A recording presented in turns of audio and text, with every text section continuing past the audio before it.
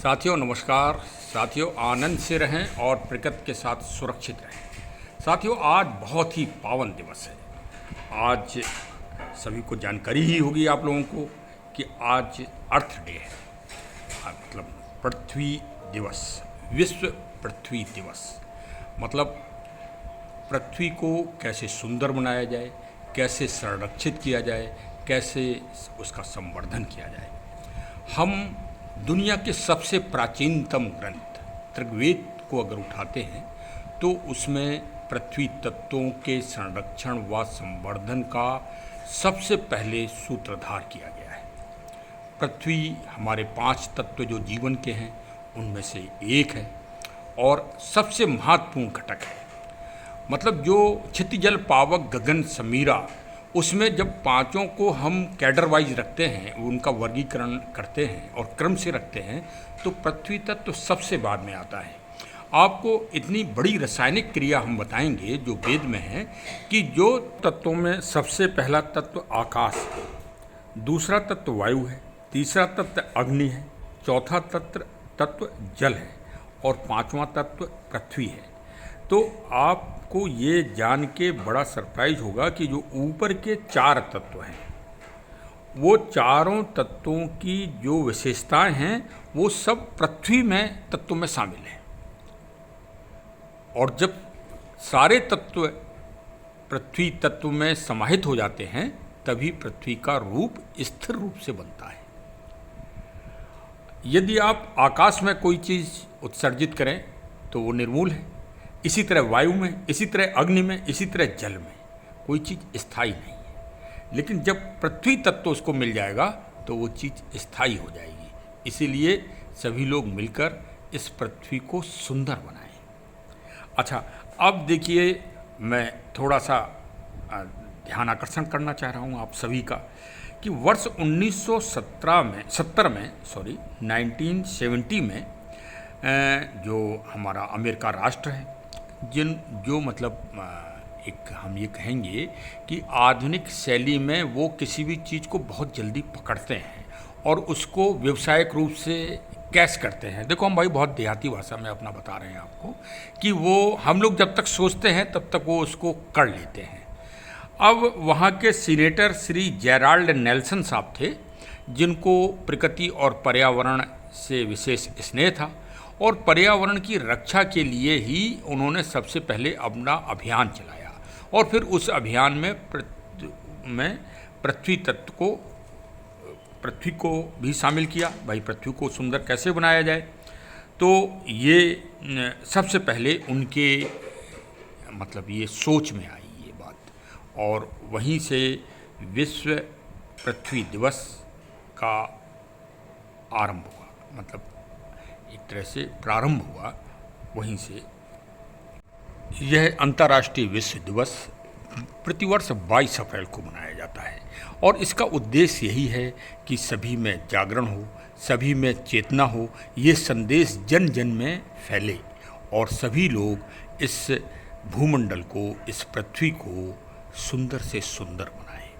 अच्छा, अब चलिए हम थोड़ा सा भारत के परिदृश्य में आते हैं कि भारत में वास्तव में क्या स्थिति है पृथ्वी को सुंदर बनाने के लिए, क्या किया है हमारे पूर्वजों ने। तो आप पाएंगे कि भगवान शिव वास्तव में प्रकृति के अवधूत हैं और उनका कण कण, उनके हर प्रतिक्रिया गतिविधि प्रकृति में ही समाहित है और वो तो प्रकृति के स्वरूप हैं। फिर अगर भगवान राम पे आप और भगवान कृष्ण पे, तो दोनों लोग प्रकृति, पर्यावरण और जलवायु के संरक्षण के लिए उन्होंने अपने जीवन के बहुत बड़ा जीवन का अंश इस कार्य के लिए दिया।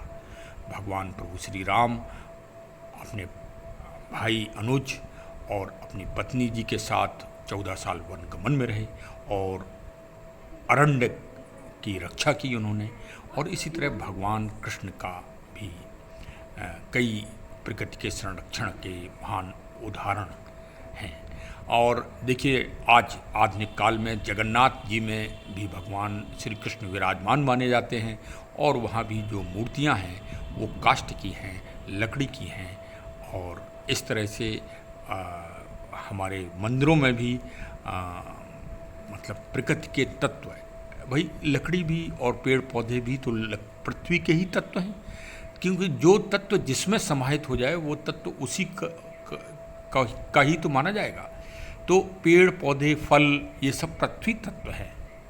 अब हम ईश्वर तत्व और देव लोगों को मतलब देव श्रेणी से हटकर मानव श्रेणी की चर्चा करते हैं और आधुनिक काल की ही चर्चा करते हैं और उसी समय की बात करते हैं। वर्ष 1970 की ही दौर की बात करते हैं। तो उससे 2-3 साल पहले आप सभी ने नाम सुना ही होगा गायत्री परिवार का, और उनके गायत्री परिवार के जनक हैं श्री आचार्य श्री राम शर्मा साहब।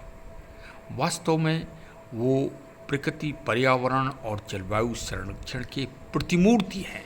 मैं तो कह रहा हूँ कि उनसे बड़ा व्यक्तित्व का मालिक, प्रकृति पर्यावरण संरक्षण के साथ उन्होंने जो संदेश दिए हैं और जो उन्होंने भौतिक रूप से मतलब क्रियाशीलता का उदाहरण दिया है, वो पूरी दुनिया में अनूठा है।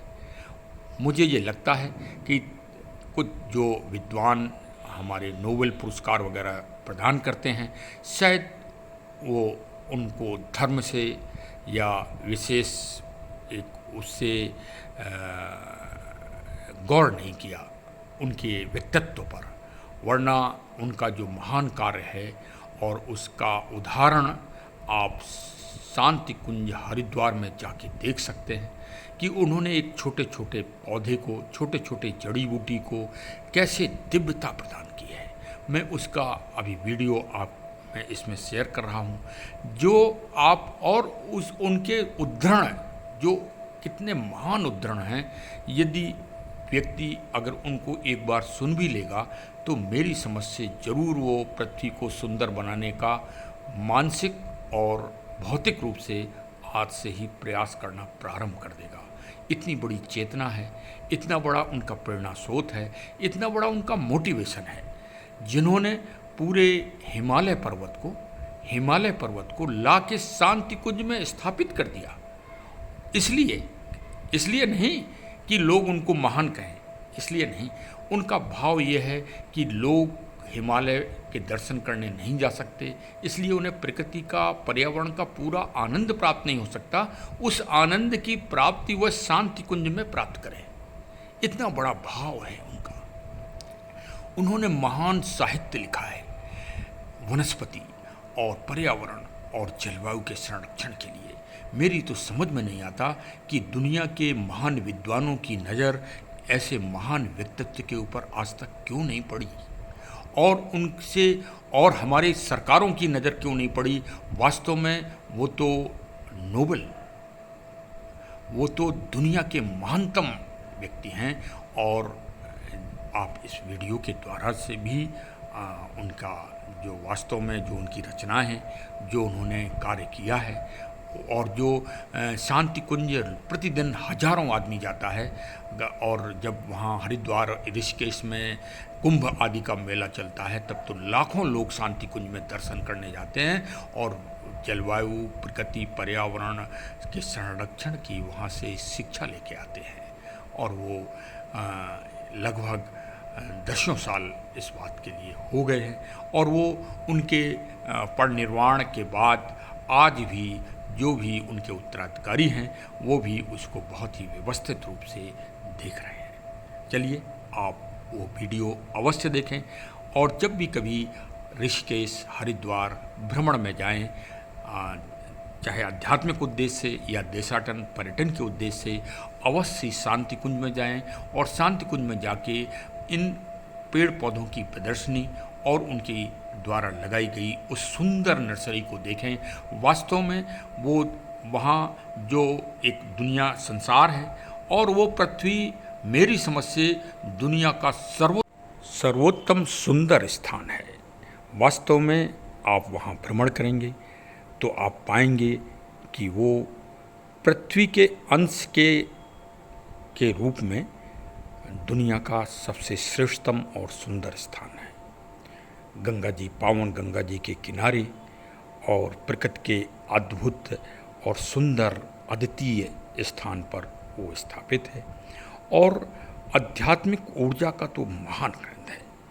प्रश्न ये है मेरे मन में, मैंने भ्रमण किया, मैं अभी ऋषिकेश हरिद्वार भ्रमण में गया था, सपरिवार गया था, और मैंने जब पहली बार देखा, मैं सुनता ज़रूर था, लेकिन जब पहली बार देखा तो मैंने ये पाया कि क्या एक विशेष संत होना क्या एक अभिशाप है? एक संत का होना क्या अभिशाप है?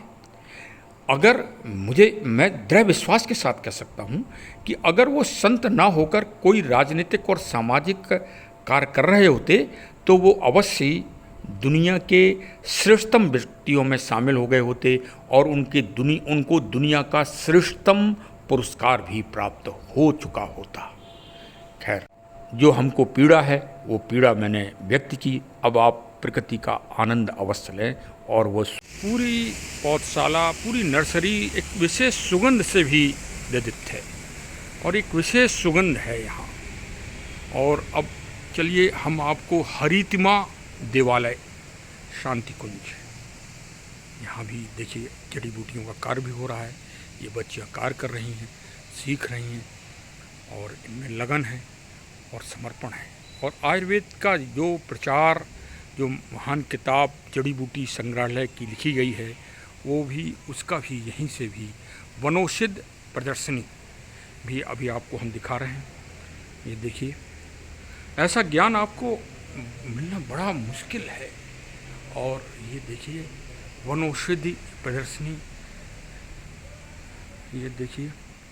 आइए आपको आज वास्तव में देखिए, मतलब जैसे पूरा एक दुनिया को अवलोकित करने के लिए आचार्य जी और माता जी का प्रादुर्भाव हुआ है, ऐसा प्रतीक हो रहा है। सामने आप देखिए कितना दिव्यता और कितना ऊर्जा है आपके व्यक्तित्व में। देखिए आप पाएंगे ये जो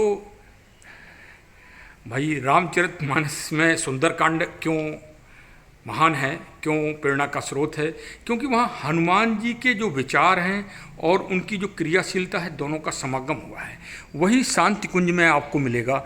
यहाँ देखिए आपको सर्पगंधा, गुड़मार, शंखपुष्पी, अर्जुन, सबके बाकायदे यहाँ सैंपल भी रखे गए हैं, उदाहरण भी रखे गए हैं।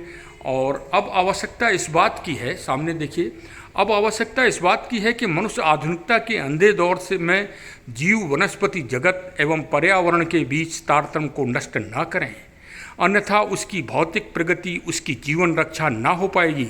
इसलिए पुनः नए सिरे से उपयोगी जीवनदायिनी वनस्पतियों के आरोपण तथा विकास की प्रक्रिया आरंभ करें।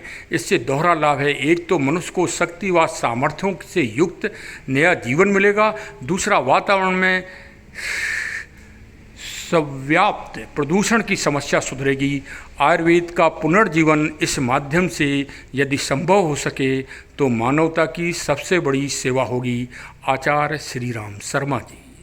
देखिए वास्तव में अभी तक अखंड ज्योति और अन्य जो महान किताबें हैं आचार्य जी की, उनमें पढ़ा करते थे, लेकिन आज उनके विचारों की और उनकी क्रियात्मकता का दोनों साकार चित्रण हमने यहाँ देख लिया। और हम तो वास्तव में आज अपने आप को बड़ा सौभाग्य मान रहे हैं और सौभाग्यशाली का आज हमारा सौभाग्यमयी दिन है। आप भी आइए, आप भी जरूर ज्ञान लीजिए। और ये वास्तव में जो ये आचार्य जी का ये प्रकृति संरक्षण के लिए जो संबोधन लिखा हुआ है, ये विश्व के लिए एक अद्वितीय प्रेरणा है और पूरे विश्व को यहाँ, विश्व के लोगों को यहाँ पर आकर वास्तव में ज्ञान लेना चाहिए। ये देखिए कितना अच्छा, बहुत ही। आज अगर श्री राम आचार्य शर्मा जी आचार्य साहब के अगर इस उद्धरण और इस महान उद्घोष को अगर दुनिया पढ़ ले तो मेरी समझ से वो अपनी आगे की 10 पीढ़ियों के लिए आज से ही प्रकाश प्रज्वलित कर देगी। आज कुटिया से बाहर निकलकर इधर उधर भ्रमण करने लगा तो चारों ओर सहचर दिखाई देने लगे। विशाल वृक्ष पिता और पितामह जैसे दिखने लगे। कासाय वलकलधारी भोजपत्र के पेड़ ऐसे लगते थे मानो गेरुआ कपड़ा पहने कोई तपस्वी महात्मा खड़े होकर तप कर रहे हों। आचार्य श्री राम शर्मा जी। चूँकि यह ब्लॉग काफ़ी बड़ा हो गया है, इस कारण संक्षिप्त में वो वीडियो मैंने दिखाया है। इसके लिए पूरा विवरण के लिए मैं पार्ट 2 बना रहा हूँ, उसको आप अवश्य देखिए, तब आप उनके द्वारा किए गए प्रकृति के संरक्षण संवर्धन के लिए जो उनका महान कार्य किए गए हैं उसका पूरा आप अनुभव ले सकेंगे और आपको एक विशेष प्रसन्नता होगी। चलिए हमारे चैनल से अवश्य जुड़े रहें और इसी तरह पर्यावरण प्रकृति संरक्षण के लिए विशेष लेख और विशेष वार्ता का आनंद प्राप्त करते रहें। और चलिए साहब, बहुत बहुत धन्यवाद। Thank you.